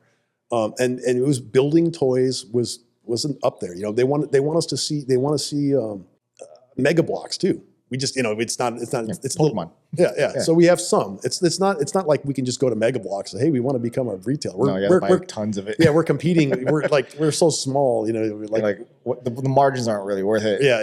And we can get some of that stuff. Sometimes it's actually cheaper for us to go buy it on clearance and stick it on ourselves. It's just I don't have a lot of time to do that. Yeah. So there's some brands that like Brio. We wanted to make a toy store that was a little bit like not just bring in building toys that were block based. We are Brickmania, but we're like, let's bring back bring in some modular things. The Brio trains, Playmobil is something that I've always wanted. We've been a little slow on the Playmobil, so I think that's actually like old school toy shop. That was when I was a kid. Yeah, that's what I'm feeling. When I was a kid, I was like, I played Lego and Playmobil, and Lego won because it was more versatile. Playmobil, you got a guy in Playmobil. He was always that guy. Yeah, it's true. You couldn't really. I had an army of the redcoats. Okay, yeah. I liked the cavalry. Oh. So I had a bunch of those. I had a bunch of those. And then my sister had the Indians, the teepees and all that stuff. So we never did battle, but it was just those are our interests. And so that was something that I've always wanted to do, and it's just taken us a little while to go. Okay, now we've finally just green lighted the whole okay, we're gonna go into Playmobil a little bit. Okay. Because I think it was the Magnum PI set came out. Okay, all right, I can't not do Playmobil anymore. I want to get the Magnum. I want it just for selfish reasons. So, well, whatever. Hey, sell what you love. So I've come into the store. They have 18. Come on. That is true. That is true. I mean, Lego had 18, a little one in dimensions. Yeah. But so I've come into the store, ever since its inception, right? When we had it, and I've seen it laid out in specific ways. I've seen a different product come into the store. I've seen them make an island and I just grow into this tree. Right. But today was like the first time I'm like, wow, you've really made well use of the space. And that credit goes to the local managers here. They have shout out to them. Yeah. They've done a lot of, I think when we first opened the store, they were afraid to move stuff around because it was like, Dan wants it this way. And then we came in the middle of the night one day. We rearranged the store, and I told them, I was like, "You guys can do this too." Yeah, do what you got to do to make each square footage make money. Right, or just make it so when they come walk in the store, it's wow, this is cool. Put the colorful stuff up front. And we actually for a while, I can't go out there and take any credit for how the store's set up now, but I do like the way it is set up now. It is very user friendly. There's actually the pick a break is They have it set up. You can just sit there like all day if you wanted and go through the pick-a-brick. When in the past, when I would come in or at least come to the door, like I see the sets, I see the Brickmania kits, Yeah. like that's all I see. But now when I'm looking, because I remember I kind of stopped when I went in, when I was about to come in the store. I'm like, whoa, this looks it's very vibrant. Yeah. So then I went in and you just see just everything perfect. I'm sorry, like well use of space. Like you're making great use of money per square foot. Right. But not only that, what I'm looking at is like there's not really a block centered thing. I see, clothes on the right, physical merchandise on the right with, board games. You have, Mega Blocks, you have or Lego, you have your kits kind of just scattered everywhere. You have displays. So, you have your accessories for Lego, brick arms on one side, you have your Oh, the pick-a-brick. Yeah, we call it pick-a-brick. It's not really pick-a-brick. It's just bulk brick. Bulk brick. There we go. Yeah. Yeah, the bulk brick just kind of scattered in random location with these tables just kind of not necessarily clumped together, but in perfect location where you can sit and kind of you do the kind of stuff. So it doesn't feel like a Brickmania store like how it felt back then when I know I'm in a Brickmania store. Now I walk in, I know I'm in a Brickmania store because I see the Macon Island and it says Brickmania on the thing, but it feels just like not necessarily KB-ish, but like mom and pop toy store that I like going into. Yeah. You see all these types of brands that are just everywhere. I'm like, well, this is kind of cool. This is really dope. They're a toy store with more of an acknowledgement of the history that's being built into the Brickmania stuff. So it's a very specific kind of toy store. And you walk into this store, they have paraphernalia, patches, artwork, posters from the military community that surrounds this. But there's also stuff that specifically you walk in, like if you just look at this area, like this is like, I could be in any toy store. Mm-hmm. So, and it's very unusual, especially for a toy company to acknowledge this sort of historical part of it in the same store with the fantasy, it's kind of like and these guys have made a really good effort at making this like a welcoming place for everyone. That's cool. After that now you have like these stores out there that there's going to be an evolution change. Well, there's going to. So like we've kind of hit a wall, we're at a point where our sets, we can continue to make sets like custom premium sets and people will continue to buy them. They want me to personally make stuff. They like our designers. We can continue to make these premium top shelf sets forever, but we're never going to be able to make those for the masses. The next step that we're going to would be to try to break down that barrier, bring the Brickmania into a place that's more accessible to more people. And this has been something we've been wanting to do forever. And I look at Kobe. You've mentioned it a couple times in a couple being on the brick videos. Yeah. I look at Kobe and go like, man, they're taking, what we've done and they're doing what we can't do because they have their own parts. And I don't want to say they're directly ripping off our stuff, but they're definitely looking at what we've done and go, yeah, we can do this too. And all the things that we want to do, like, oh, we want to work with these people, but we have nothing to offer them because we can't make something that's at a price point. Yeah. Or we can, but it's usually at the detriment of either us financially or something. It's not easy for us because we have to take time production capacity away from what we want to do. Our bread and butter to make stuff for museums, things like that. We'll still have this product line, but I'm working with Adam Reed Tucker. He's the guy behind the Lego architecture. The other OG with his name on boxes. Because if you go look at the history of Lego, the only other sets besides mine that have the names of the architects or the names of the designers are the original architecture sets. So if you go back and find those old architectures, it has who designed them, and it has a little bit of info about them. Lego's picking up on that now. They're doing that inside their literature on their more expensive premium sets. It gives it a very artist feel, so that it's a boutique thing. Yes, exactly. So Adam's been dabbling. I would say dabbling's not the word because Adam doesn't dabble. Adam's like type AA plus personality. He's very over. He's all in. Yeah, anything he does, and he get out of my way kind of person. Oh, and he's been pioneering. That's just the way he is. And he approached me about turning Brickmania sets. He's been doing these architecture sets in, let's say they're not Lego, but it's a Lego system shrunk down.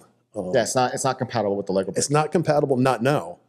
But it is actually compatible in the fact that it's exactly 3/4 scale. So a 1x4 brick for theirs is the same length as a 1x3. It's the math. I'm just like wrapping my head around the math. You can actually incorporate the two systems together. You can make some really detailed shapes with a smaller brick. So let's say we want to make a 1/35th scale model, but now we have pieces that are 33% smaller. You can use more pieces to make more highly detailed. It's still building with brick. How's the clutch power? Very good. Okay. So he has a bunch of sets because he's I think I've seen one of them. he's an architect. He wants his vision is to make, he calls them atom bricks, ATOM. They're because they're small, and that's his name. Yeah, I've seen the sets. Yeah, and they're very nice. So I've only personally put together one, and after putting together that one, it was a space shuttle set, and it was like I'm sold. This is great. I snuck it into Brick Fair, Virginia last year, and stuck it in our booth on the.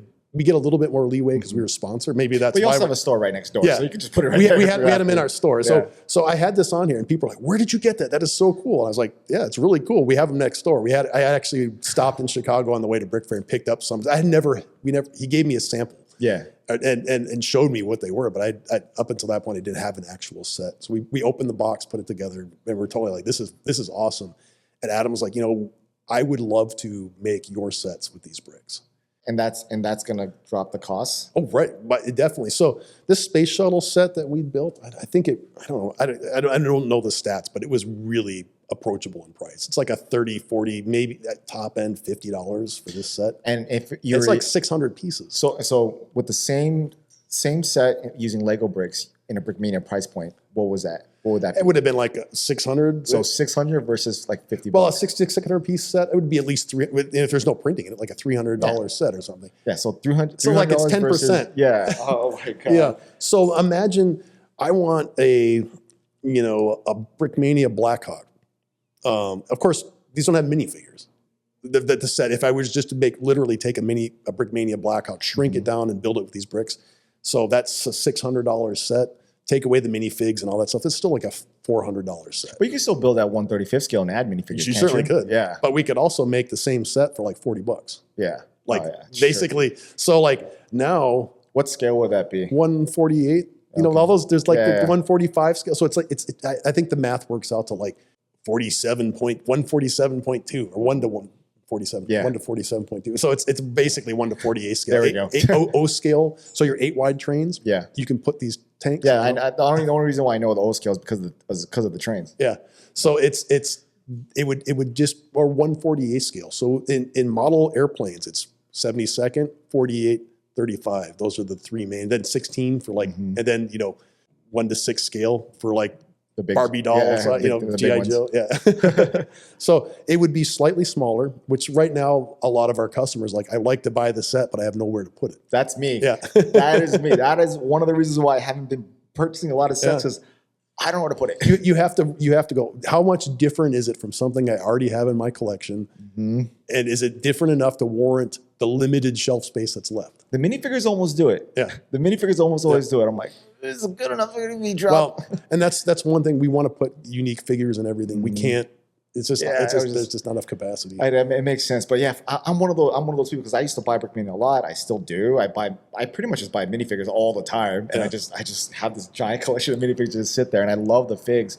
But you just said it right there. Like I have to justify trying to buy another Sherman. Yeah, I have 10 Shermans. Right, and it's a staple. And honestly, we don't necessarily make the Shermans for collectors. That's like an entry. We call that an entry level. Oh, yeah, we should have it available all the time. Well, I just use that as an example. Yeah. But we do discontinue sets all the time. And if you've been buying, following Brickmania for 5 years, you probably have 5 Shermans. Yeah, at least 5 different Shermans. But we can't. And there's a certain point like enough is enough. Pretty much, but the second part to that is that I have no space. Yeah, like I have a lot of big Brickmania sets. Right. Real estate costs money. I have nowhere to put it. Half of them I break back down and put into boxes. I give them away as gifts to friends or whatever. Right. I still don't have space. Well, and they're too expensive to say, here, kids, play with this. Yes. So that would be like the justification of me getting back into Lego and doing this when my firstborn was a wee one, and like we were, I was buying sets for her and putting them together. That was our thing. Mm-hmm. And she had her own Lego collection, and eventually it all got given to me, given back to me. People move on and their interests change. Yeah. It's just part of life. Part of life. Yeah. Yeah. So these sets, we could have them with the same sort of detail, but you would be okay giving it to a kid. Yeah. I'd be say, you could go play with this. And if you destroy a $40 set, it's not the same as like a $400 set, Yeah. So I'm just trying to think about it, like, because my kids like to buy, or at least my son, he likes to get the Mega Block stuff because of the Pokemon stuff, because Lego does do that.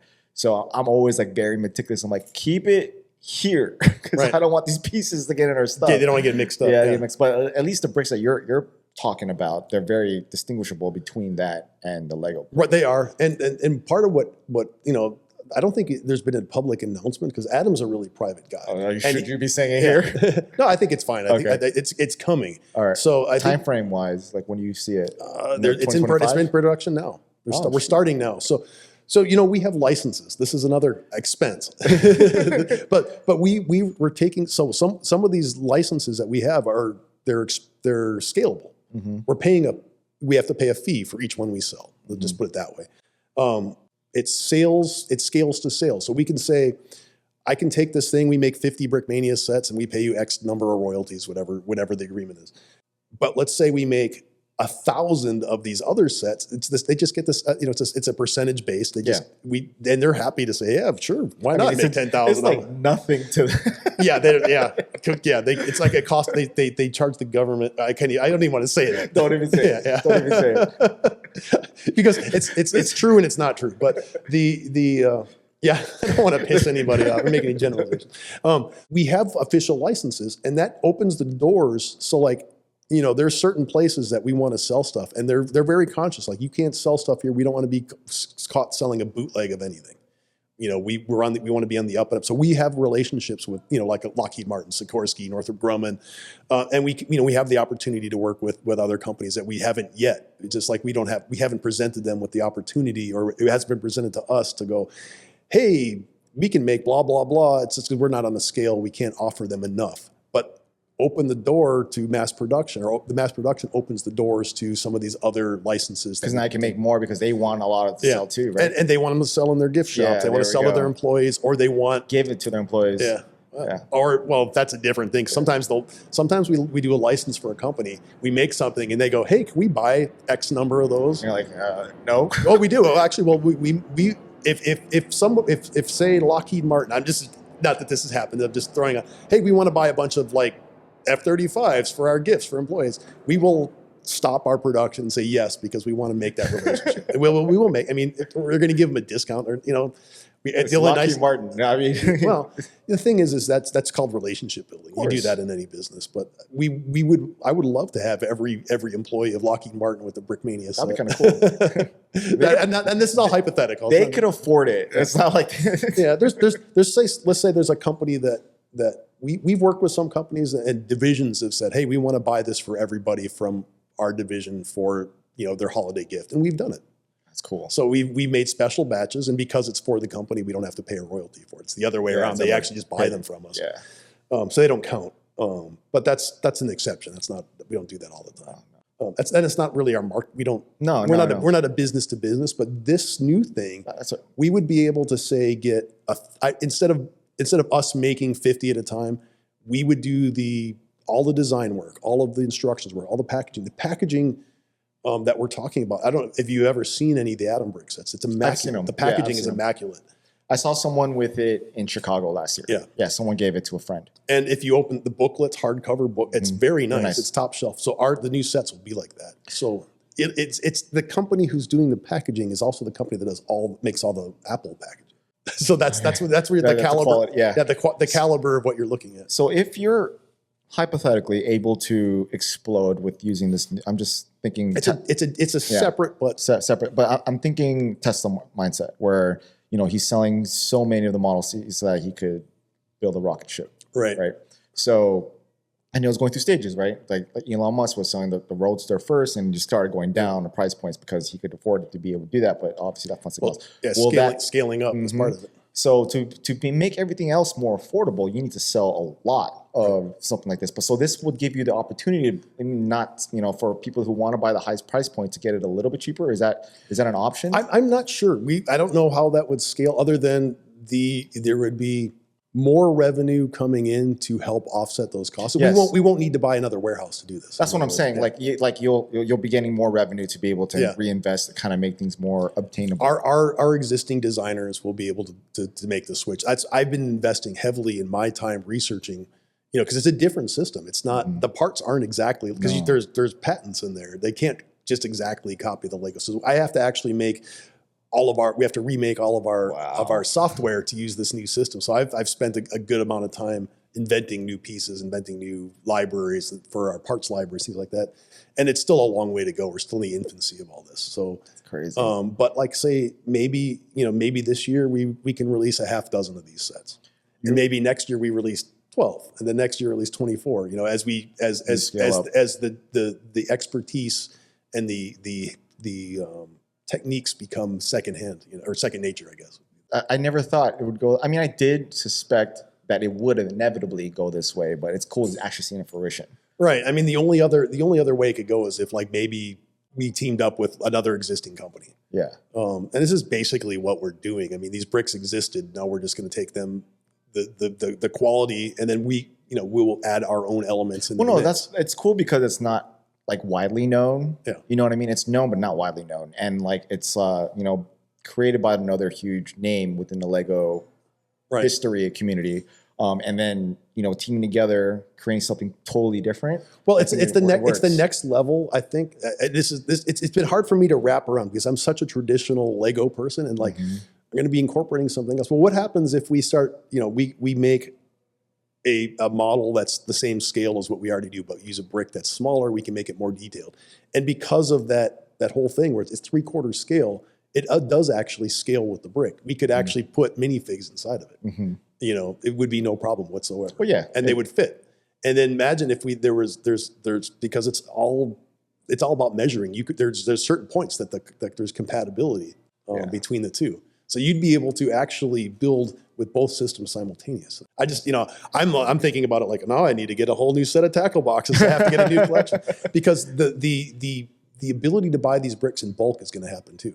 So we will be able, Brickmania will have them. They'll be available from Atom Bricks. It'll be something that you'd be able to like just go and say, I need 100. I think they're going to be sold in bags of 100, but they're going to be cheap enough that a bag of 100 is like, that's, there you go. It's not such a big deal. And I like, Lego lately has been bringing a lot more pieces into their best sellers. And the prices are like such a nice change from when back in the day we're like, I wanted the brick and it's 30 cents. And now they're like 3 to 5 cents for a lot of bricks. So a lot of they things did up some prices though. Yeah, certain things, but the prices that they upped are typically not stuff that are building. That's true. They up the prices of things that are the Black Falcons. Yeah. Well, but the thing is people were these are things that for them take process. If it's complicated to make, it takes more processes. They should charge more, and you can look at the value.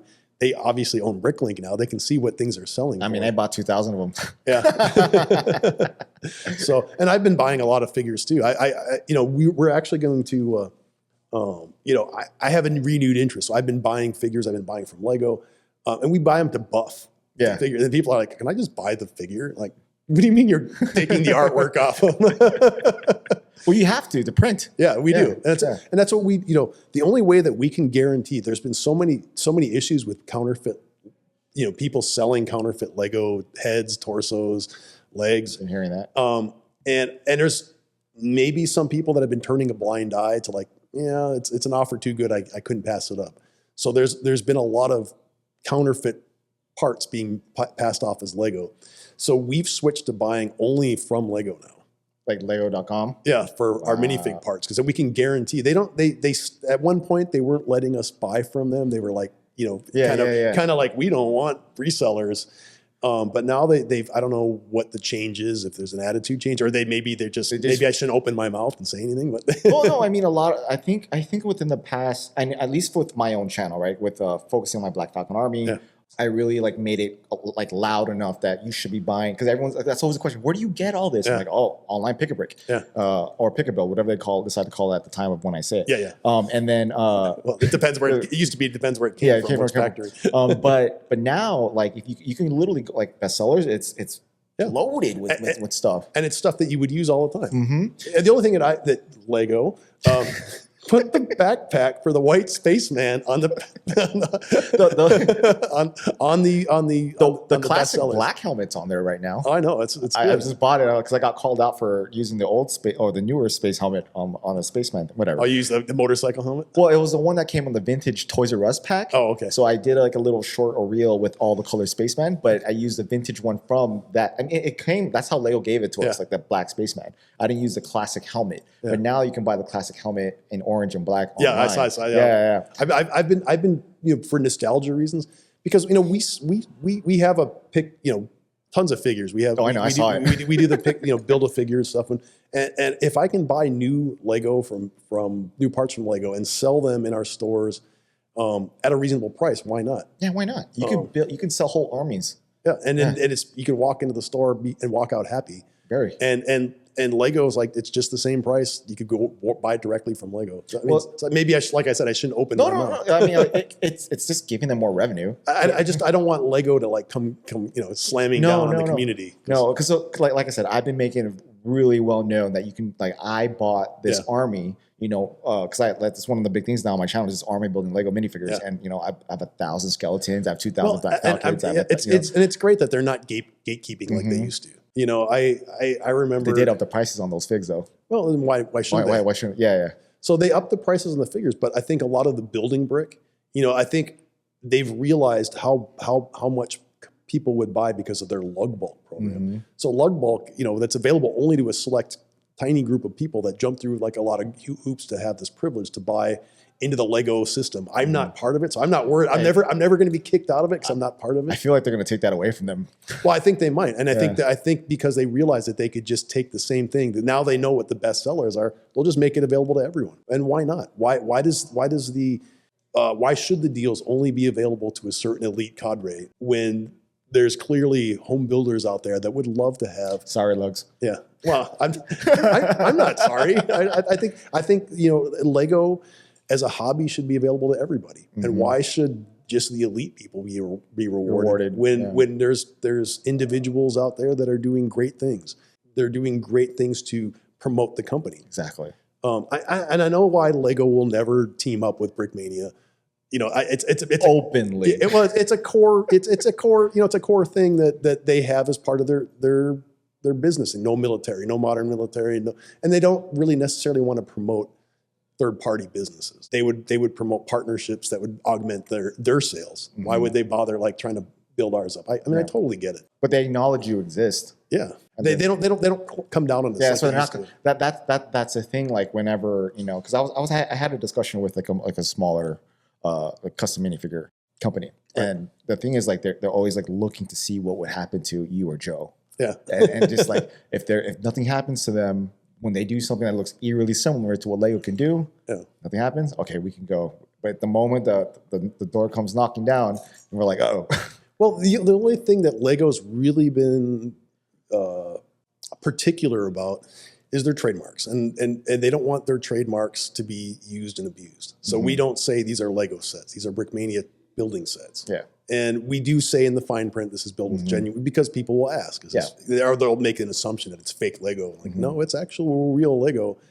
And because we're Lego fans. And first and foremost, it doesn't mean that I'm only going to be a Lego fan. I'm a real fan of innovation. I'm a real fan of people doing their own thing. And I do like, as much as I respect IP rights, I also respect that, the process of group collaboration and the hive mind of actually being able to the community moves the ball forward together. Yeah. So somebody does something and it raises the bar for everyone else. And then everybody has to play catch up. And we're always constantly outdoing each other.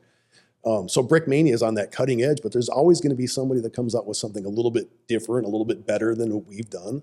Be it a new design for a new technique, a new build technique, or just a new way of doing things, or a new, like we're going to do a 3D printed part. So then Brickmania is like, oh, well, that opens the door for us. We'll do 3D printed parts. And then we're pushing the ball forward because we're making, advances in what you can do and the quality of stuff that can be done. The custom world right now is amazing. Yeah, it is. And somebody at home with a $200 printer, a 3D printer, can make it halfway decent, acceptably decent, and I would pay money for that part, decent, product. They might not be able to make it in the sort of the capacity that we could do. Scale, yeah. So I mean, when I buy a printer that's $100,000 and we can make 1,000 pieces at a time, it's a different scale, and the quality that we can achieve because we have that money tied up into it. Investments. We're constantly investing in our capability, and it's real money. Yeah, no, I understand. Yeah, but the results are unmatched. Wow. So we looked at a lot of things. So it looks like you could have a lot of samples you could take out. There's so much I could take from this entire conversation. Like we've barely touched, because I mean, this is what I do day in and day out. I work at Brickmania, and I wake up thinking about what we can do better. And sometimes I can get the whole team on board. Sometimes I can't even articulate like, this is what we need to do. But it's motivating. It's definitely very motivating to hear your vision for not only your future, but like the entire LEGO community. Well, there's so much out there, and we can't do it all at once. And Brickmania can't be the only person moving the goalpost. Yes. You know what I mean? Moving the ball forward. So it's a whole, I love what Citizen Brick does. I love, all the other customizers. I love it. We're all, as a team, we're doing stuff that's really enriching the community, and Lego is trying to play catch up with us. Yeah. Yeah. So I think they're doing, Lego's doing things that we've been doing as standard for a long time. And in a way it kind of sucks. It's like, well, now that's not our exclusive thing anymore, because now it's become normal. But it's satisfying to know that that's the normal. Yeah. So that way they can't knock on your door anymore. Right. Well, just the accessories they do, that was even unheard of 10 years ago. Yeah. So, well, thank you again. I'm gonna cut it here because we're at 2 hours now. Oh no! I'm like, but no. It was a lot to take in, and the knowledge I just grabbed from this entire session was more than I was expecting. Oh, okay. So it's really good, and I hope these sets that you with this new building system with Anabricks, is like kills it. It's gonna be really cool. I'm looking for it. Like, we're in the process of right now. They're started. Yeah. And I don't have a product. I was like, I wish it looks like this, but we're not at that stage yet. We are, but we on don't time for World War Brick. I should have some prototype models in the new brick in the right colors. There you go. So yes, so have it by then. So World War Brick, I hope to.